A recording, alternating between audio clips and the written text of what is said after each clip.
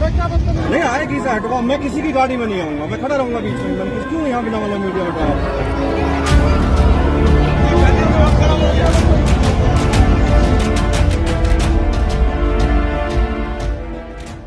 कांवड़ यात्रा चल रही है और उत्तर प्रदेश के मुख्यमंत्री का पश्चिमी उत्तर प्रदेश में ना आना हो, ऐसा हो नहीं सकता।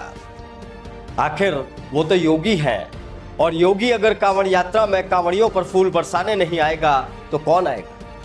इसीलिए तो योगी आदित्यनाथ को प्रदेश का मुख्यमंत्री बनाया गया था, ताकि वो कांवड़ियों को वो प्यार दे सकें जो प्यार उन्हें पिछली सरकारों में नहीं मिलता था। ऐसा आरोप खुद मुख्यमंत्री योगी आदित्यनाथ ने भी लगाया जब वो उत्तर प्रदेश के मेरठ पहुंचे। दरअसल कांवड़ यात्रा चल रही है, कांवड़िए लगातार शिवालयों की ओर बढ़ रहे हैं। हरिद्वार से गंगा जल श्रद्धा के साथ भरकर वो शिवालयों की ओर प्रस्थान कर चुके हैं, और ऐसे में हर बार की तरह इस बार भी योगी सरकार ने जो तैयारी की कांवड़ियों के लिए, वो वाकई में काबिल तारीफ थी। योगी सरकार ने कांवड़ियों के लिए फूल बरसाए आसमान से। खुद मुख्यमंत्री योगी आदित्यनाथ मेरठ पहुंचे और कांवड़ मार्ग पर एक स्टेज बनाया गया, जहां पर खुद मुख्यमंत्री खड़े हुए और उसके बाद कांवड़ियों पर पुष्प वर्षा की गई। और यहीं पर मुख्यमंत्री योगी आदित्यनाथ ने यह साफ कह दिया कि जो लोग कांवड़ यात्रा का माहौल खराब कर रहे हैं, अराजक तत्व जो है, जो कांवड़ यात्रा के बीच में घुसे हुए हैं, उन्हें बख्शा नहीं जाएगा। हर किसी की मॉनिटरिंग हो रही है, हर कोई कैमरे की जद में है, उन्हें ढूंढा जाएगा, उनके पोस्टर लगाए जाएंगे और उन पर कार्रवाई की जाएगी। यह कहना है मुख्यमंत्री योगी आदित्यनाथ का। मेरठ की ये तस्वीरें जब आप देखेंगे तो आपको सुकून मिलेगा, क्योंकि एक मुख्यमंत्री खुद जब इस धार्मिक पदयात्रा में चलने वाले शिव भक्तों पर फूल बरसा रहा है तो यह अद्भुत नजारा है ही।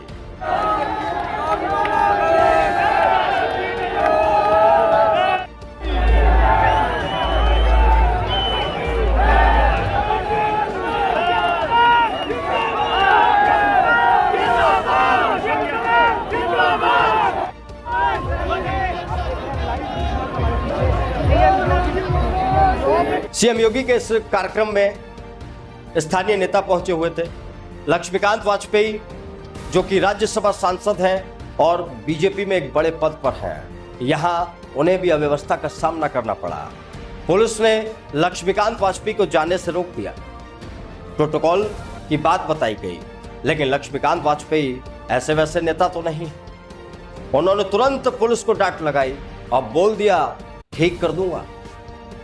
थोड़ी ही देर बाद लक्ष्मीकांत वाजपेयी स्टेज पर मुख्यमंत्री योगी आदित्यनाथ के साथ नजर आ रहे थे। इधर बीजेपी के पूर्व विधायक यानी संगीत सोम सदरा से विधायक थे और चर्चित नेता हैं बीजेपी के, इन्हें भी पुलिस ने रोक लिया। एसपी सिटी आयुष विक्रम सिंह के साथ संगीत सोम की कम से कम 20 मिनट तक बहस होती रही, और 20 मिनट की इस बहस में संगीत सोम ने साफ कह दिया, मेरी गाड़ी प्राइवेट है, अपनी गाड़ी है, मैं इस गाड़ी को अब पीछे लेकर नहीं जाऊंगा, मुझे आगे ही जाना। पुलिस ने उन्हें जाने नहीं दिया, क्योंकि पुलिस ने कहा कि वीआईपी प्रोटोकॉल की बात है और उस लिस्ट में आपका नाम नहीं है, और अगर आपको आना है तो आप सरकारी गाड़ी से आइए। और यहाँ संगीत सोम ने मना कर दिया। झड़प का वीडियो देख लीजिए। मैं किसी सरकारी गाड़ी में नहीं आऊंगा।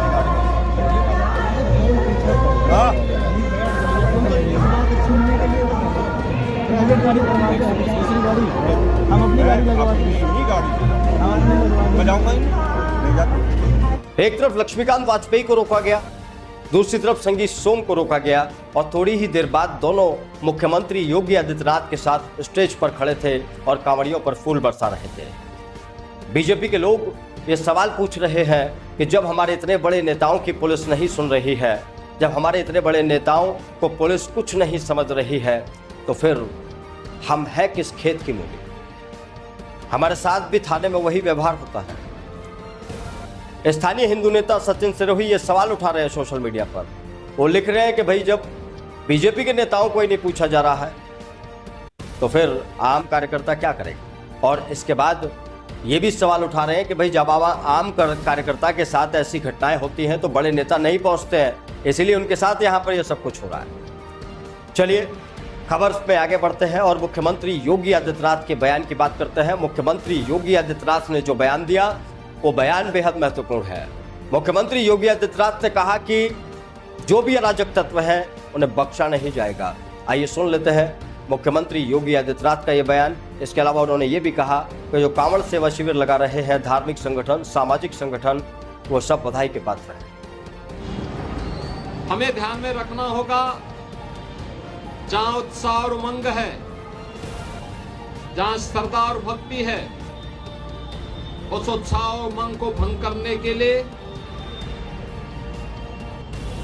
इस भक्ति और श्रद्धा को बदनाम करने के लिए कुछ तत्व लगातार कुत्सित प्रयास कर रहे हैं। सोशल मीडिया प्लेटफॉर्म पर भी और प्रत्यक्ष रूप से भी ऐसे तत्वों के द्वारा यह प्रयास किया जा रहा है कि कांवड़ यात्रा को बदनाम किया जाए। यह हर कांवड़ संघ का भी दायित्व बनता है कि वे किसी भी ऐसे तत्व को जो कांवड़ की भगवान शिव की इस पावन यात्रा को बदनाम करने का कुत्सित प्रयास करके उपद्रवी के भेष में छुपे हुए हैं, उन्हें बेनकाब करें, उन्हें हर हाल में अपने आप से दूर कराएं, अपने बीच में न घुसने दें, प्रशासन को तत्काल इसकी सूचना दें। अगर कोई बाहरी तत्व, कोई उपद्रवी कानून हाथ में लेकर के कांवड़ को अपवित्र करता है, आपकी श्रद्धा के साथ खिलवाड़ करता है, तो स्वयं कानून को हाथ में लेने की बजाय पुलिस को आप सूचना दें। जिसने इस पावन कांवड़ यात्रा को बदनाम करने के लिए कई उपद्रव का सहारा लिया है, तोड़फोड़ का सहारा लिया है, उनके सबके सीसीटीवी फुटेज हमारे पास है। हम लोग कांवड़ यात्रा सकुशल संपन्न होने के बाद उनके पोस्टर भी चस्पा करने वाले हैं। कांवड़ यात्रा परंपराओं का त्योहार है। कांवड़ यात्रा के इस त्योहार में पूरी दुनिया इस नज़ारे को देखती है कि लोग, करोड़ों लोग, हजारों करोड़ लीटर गंगा जल भरते हैं हरिद्वार से और शिवालयों की ओर प्रस्थान करते हैं। और मैं अगर ये कहूँ कि ये दुनिया की सबसे बड़ी धार्मिक पदयात्रा है तो इसमें कोई दो राय नहीं है।